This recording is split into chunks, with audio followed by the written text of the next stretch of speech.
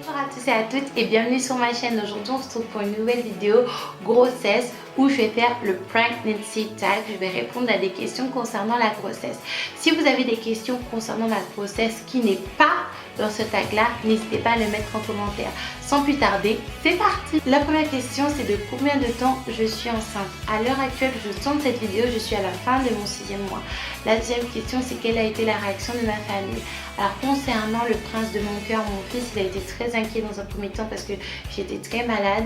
Quand je lui ai annoncé la nouvelle, il a été très angoissé parce que il pensait que ça signifiait que il allait mourir. Mais depuis que j'ai verbalisé les choses et que je lui ai expliqué que non, ça signifiait juste que la famille allait s'agrandir, il est très heureux, il est très épanoui. C'est lui qui s'occupe de moi, c'est lui qui me rappelle de manger, c'est lui qui me met de la crème sur le ventre, c'est lui qui s'endort avec la main sur mon ventre. Donc il est très content.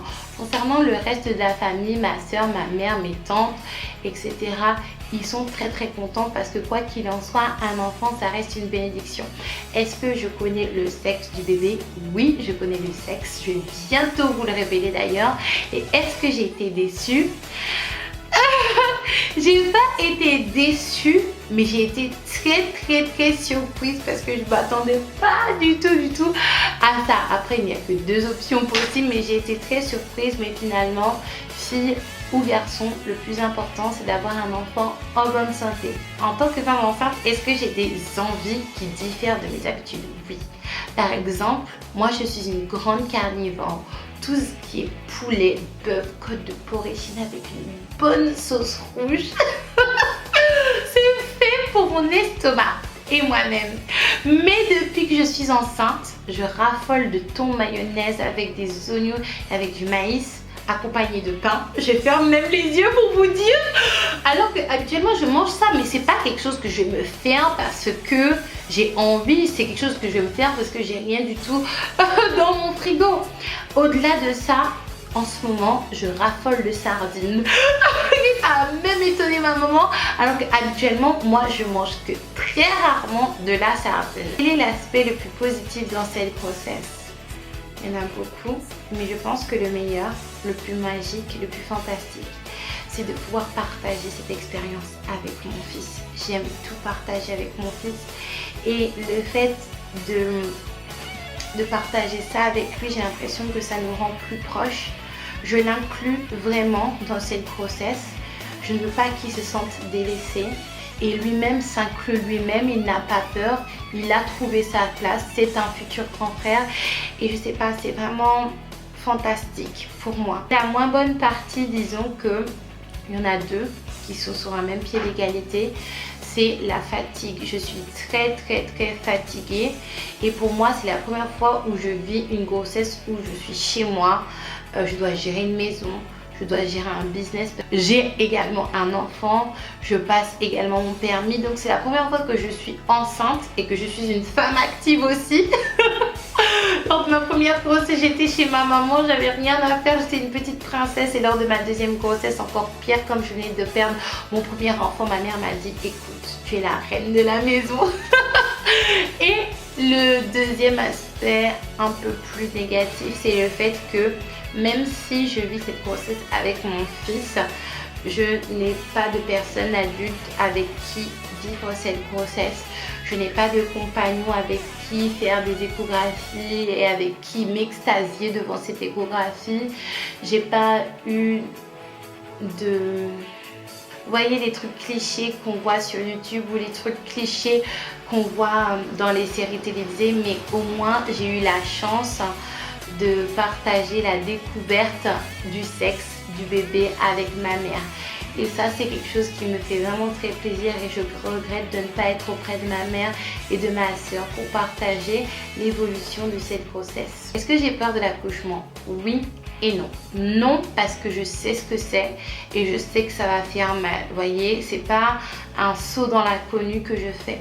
Cependant, j'ai un petit peu peur dans le sens où moi j'ai un côté très hypocondriaque et j'ai peur des complications qui peuvent se passer, embolie amniotique, infection, peut-être un problème au niveau du bébé, je ne sais pas, donc j'ai peur un petit peu de cet aspect. Mais la chose qui me fait encore plus peur que cela, c'est l'arrivée du bébé en lui-même. Est-ce que je vais l'aimer autant que Nounou? Est-ce que Nounou va pas se sentir délaissé, dans le sens où Nounou il est autonome en fait? Donc j'ai pas besoin de le porter tout le temps, j'ai pas besoin de lui changer la couche, j'ai pas besoin même de lui brosser les dents ou de se laver. Il se baigne tout seul et j'ai peur qu'il constate que je m'occupe plus d'un autre bébé que lui, parce que mon bébé c'est toujours lui en fait, et même quand il aura 25 ans, ça sera mon bébé, ça sera toujours mon bébé. Et en même temps, j'ai peur que le nouveau bébé ne se sente pas aimé du fait qu'il soit nouveau et qu'il y a déjà un enfant qui est extrêmement aimé dans cette famille. Concernant l'accouchement, qui va m'accompagner lors de ce fameux jour?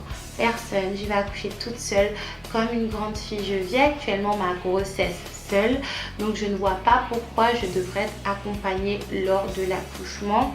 Et disons que la personne à qui je pense qui pourrait m'accompagner, je ne pense pas que ce soit une personne qui va me rendre mon accouchement magique, parfait, comme je l'imagine. Après, vous savez les filles, il ne faut pas en vouloir à vos hommes, dans le sens où un accouchement c'est quelque chose d'extrêmement choquant pour les hommes. Moi je ne le savais pas, mais plusieurs hommes sont venus me dire ça. C'est très choquant et dur psychologiquement de voir la femme avec qui on partage sa vie ou avec qui on a partagé un bout de chemin souffrir de manière si intense et si longtemps, et surtout voir un petit trou aller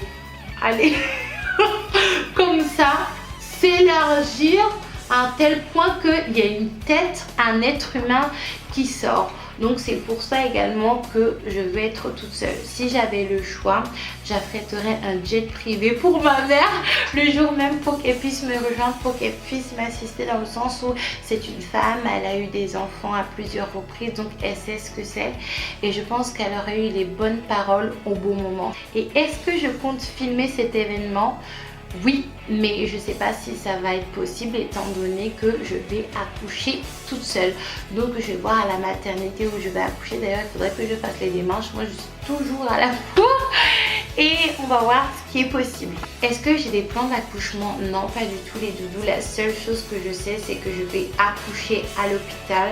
Après, savoir si je vais accoucher sur le dos, sur le ventre, debout, accroupi à 4 pattes, je ne sais pas du tout. Vous savez, un accouchement, c'est un saut vers l'inconnu, même si vous avez déjà connu un accouchement. Pour mon accouchement, est-ce que je prévois quelque chose de plus naturel ou plus médicalisé? Écoutez, pour mon premier, j'ai subi un déclenchement plus une péridurale, ça s'est très bien passé. Pour mon deuxième, nounou lapin, accouchement péridurale, ça s'est mal passé et la péridurale n'a pas fonctionné.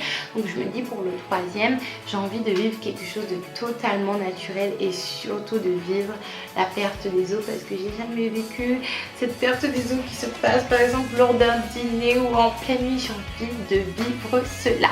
Et là on passe aux 3 dernières questions qui vont être assez rapides. La prochaine question, c'est: est-ce que je prévois de donner la tétée à mon enfant? Oui, il n'y a rien de mieux. Même sur les boîtes de lait artificiel, c'est écrit que si vous pouvez allaiter, ça donne tous les anticorps à l'enfant. Essayez au moins les 6 premiers mois. Après, si vous ne pouvez pas pour des raisons qui vous concernent, c'est votre choix et je ne vous juge pas. Est-ce que je prévois de faire des petits pots moi-même pour mon enfant? Oui, mais je me dis que c'est quelque chose qui prend énormément de temps, parce qu'il faut varier les goûts, il faut varier les saveurs, il faut varier les textures. Je connais des mamans sur internet qui font des réserves entières de petits pots.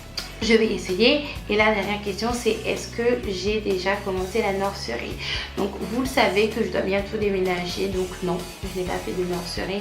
Et ici je n'ai que 2 chambres, et même si je déménage, je ne sais pas si je vais faire une nurserie, parce que je je déménage juste pour accoucher. Après, je sais pas si je vais rester dans ma prochaine maison. J'espère que cette vidéo vous aura plu les doudous. N'hésitez pas à répondre aux mêmes questions en commentaire parce que je me suis rendu compte depuis que je suis enceinte qu'il y a beaucoup de doudous qui ont des petites crevettes comme moi dans leur ventre. Et si vous avez des questions, n'hésitez pas à les mettre en commentaire également.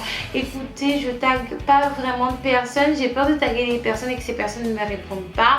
Les deux youtubeuses dont j'ai connaissance de leur grossesse, c'est Asnabe et Gondel Wendy et toutes les personnes qui sont enceintes sur YouTube actuellement. Sur ce, moi je fais un gros bisou et je vous dis à la prochaine.